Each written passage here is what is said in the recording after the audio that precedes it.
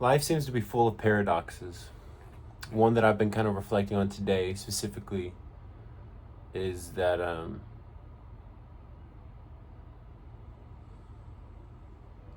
we are tribal people, right? We aren't meant to be alone. In fact, we literally die and wither away when we're in isolation. Like the punishment that we send most people to is isolation, right? Like going to prison, going to jail, things like that.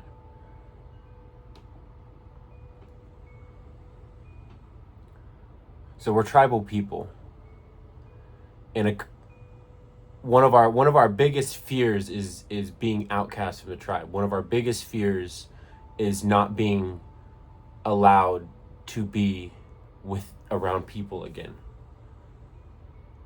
Social media amplifies this greatly, because we run the risk every time we post on social media, essentially, of not just 100, but thousands, millions, billions of people all seeing what you did and potentially outcasting you for it if it's something that is not accepted by society. And this is just simply an evolutionary trait, because back when we're in a tribe of 20 to 50 to 100 people, you very heavily relied and depended on each other and the collective unit to take care of each other, to make it through the dark winters, to make it through the hot summers, to go out and hunt and forage and teach each other how to live, and teach each other how to get through life, teach each other how to grow the crops, all the necessary skills to kind of pass on generation to generation. And having that infrastructure of a tribe allows for so much more comfort and allows for less individual struggle. And the fear of, if you do something that causes the tribe to no longer welcome you and you'd be cast out and have to walk by yourself in the wilderness is terrifying.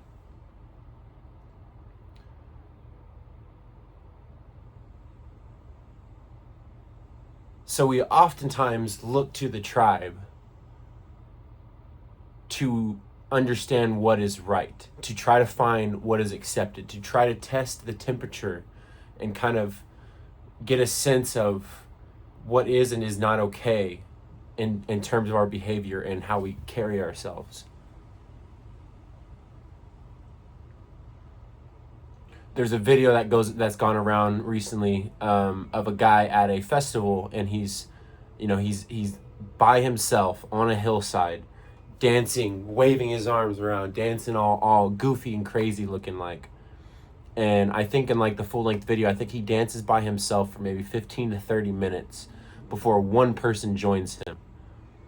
And then another person, and then another person. The next thing you know, there are thousands of people dancing with this guy on this hillside. And an interesting point a lot of people point out about this video is that it's the bravest person is often that second person, the first person to join. It's not necessarily the first guy dancing. It's the first person to be like, you know what, I'm gonna do this with you. And that's really the catalyst, right? The one man dancing by himself is, I think, important, but it's part of that tribe mentality that we wait for that. We see one guy doing something that doesn't automatically make it okay, but when we see another person join, the threshold for what I need to allow myself to join in it changes, and I now feel more welcome to join in. Once there's 10, 20 people, it's a lot easier to think, oh, this is okay for me to do now. I'm going to be accepted by the tribe if I participate in this behavior, right?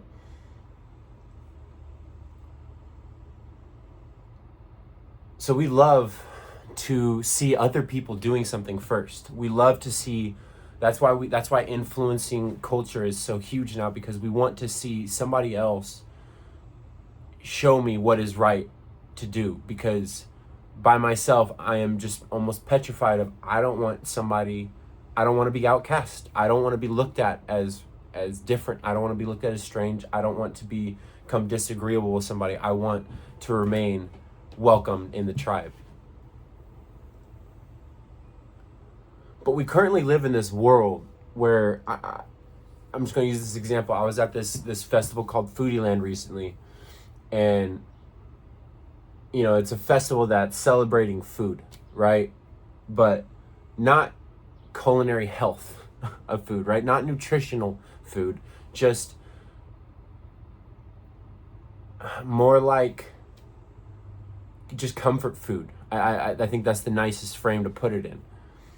It's fair food, right? And I'm not entirely judging this, but I couldn't help but observe that, like, at this Foodie Land festival, the entire vibe was unhealthy, decadent, delicious sounding, right? Like, how many combinations of heavy, savory, or sweet and salty, or whatever, how many combinations of these flavors can we put together, right? Like, instead of just a hot dog, why don't I have a hot dog with a hamburger, with crawfish, with mashed potatoes, with mac and cheese in a cup? It's combining all these already somewhat extreme foods into an even more extreme food.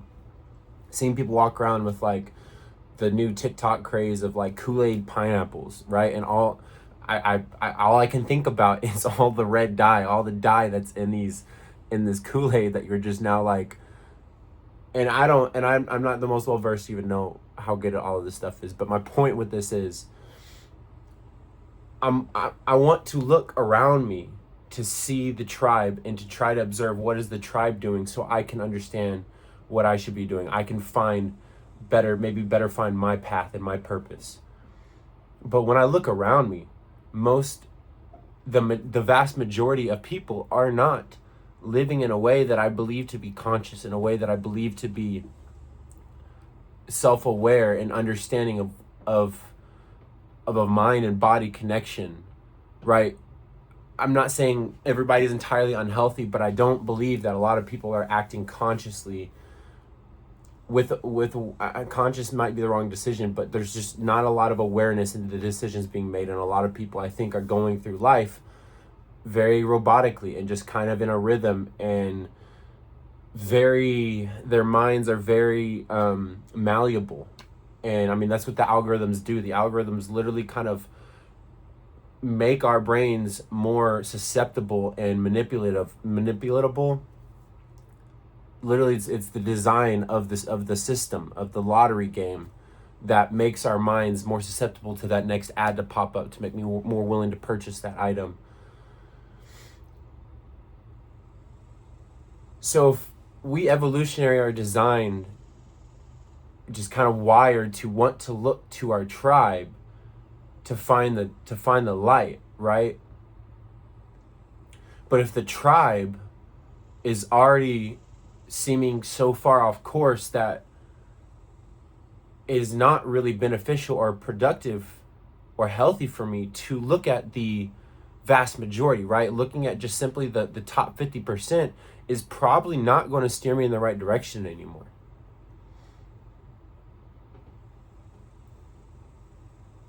So, okay, so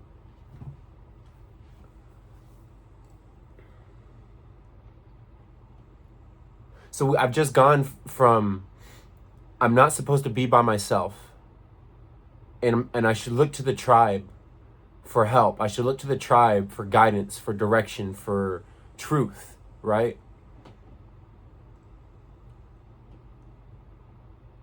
But I can't trust the tribe. The tribe may not be doing what is best for me. But isolation is death. Like, separating myself from the tribe and just full on going my own way, that's an extreme that is not healthy and will not benefit me. But I often feel while following the tribe that I am just constantly distracted, and it is hard to maintain focus.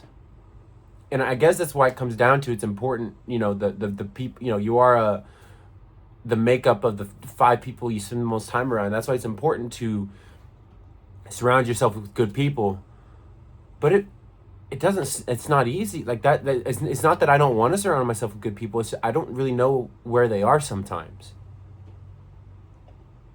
Or sometimes they're not available to me. Sometimes the good people have a lot of people already asking stuff of them, because there's not a lot of good people in the world right now, and people need good people. And so if you're a good person and you take care of yourself and you're healthy, it is likely that there's a lot of people that need you in their life.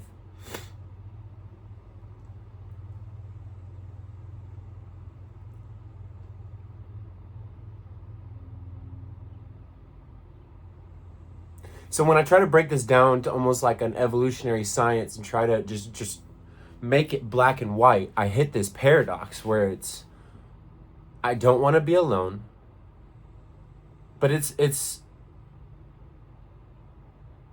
far from a perfect path to surround myself with just anybody.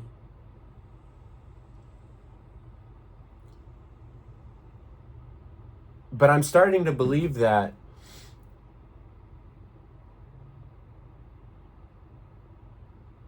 I love isolation. I'm somebody that spends a lot of time by myself, and I enjoy being with my thoughts. I enjoy just talking to myself even, you know? I enjoy trying to think things out and try to figure things out for myself.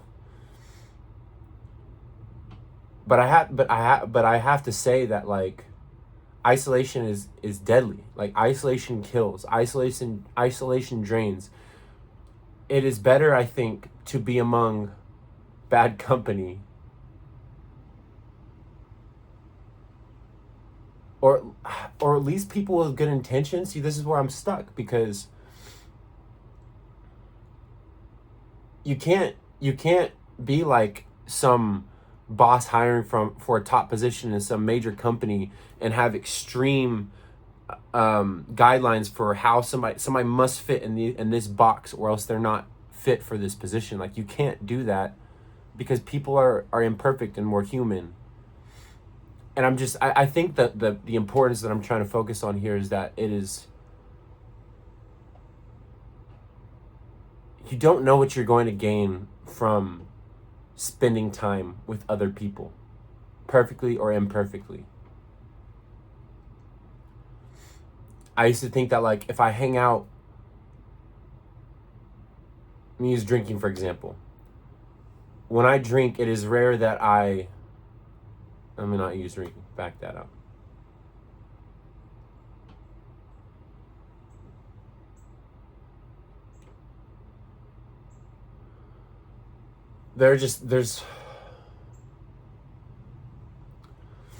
I'm starting to believe that it's just,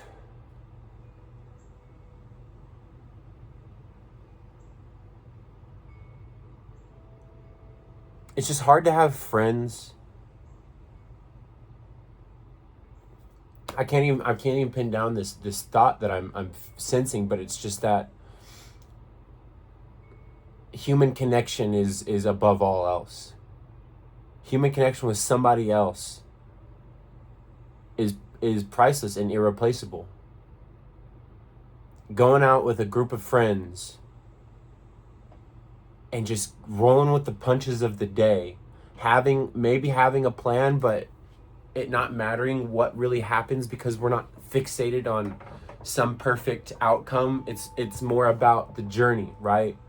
Having a group of friends that you can just be present and immersed in the journey and the process, and not preoccupied with the outcomes or how good the party goes, or if you got a girl's number at the end of the night, or if you got to go to the bar y'all wanted to, or if the concert went well. Without that mattering, and it just being about, we got together, we showed up,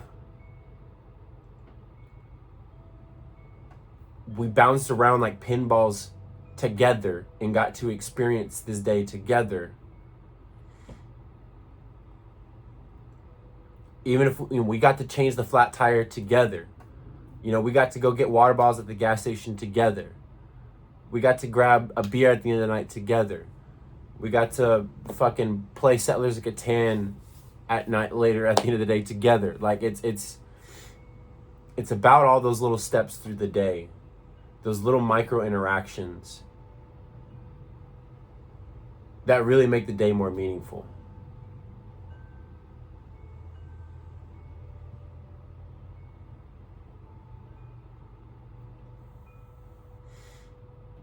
And in this world where we don't, I don't know, we're all looking for the goddamn guidebook, and it's just not there, you know? And I keep trying this, and then I try that, and I try different methods. And the one that I come back to time and time again is a form of isolation, because I think if I can keep this routine right, if I can get to go to bed at the same time and wake up at the same time and go to the gym and have some sort of structure that I follow, because I think we are also creatures of habit, then I'll be okay. But that so quickly turns into me pushing people away and isolating myself because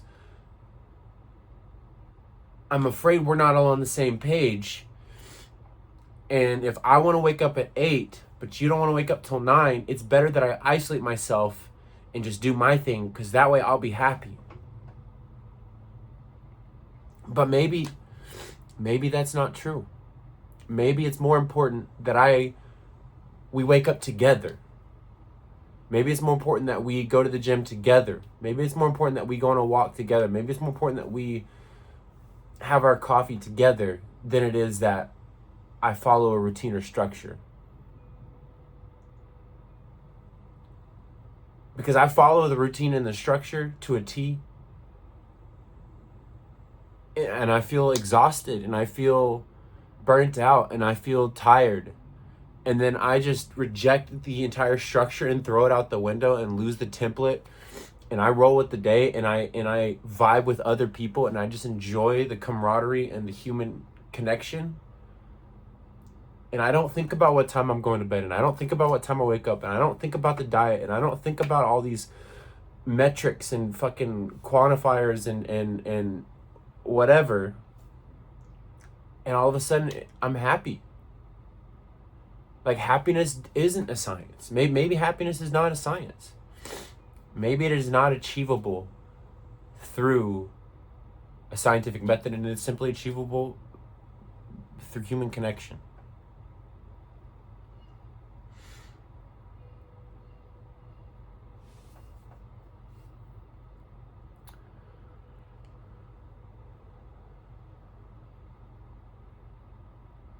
I wish it was more simple, but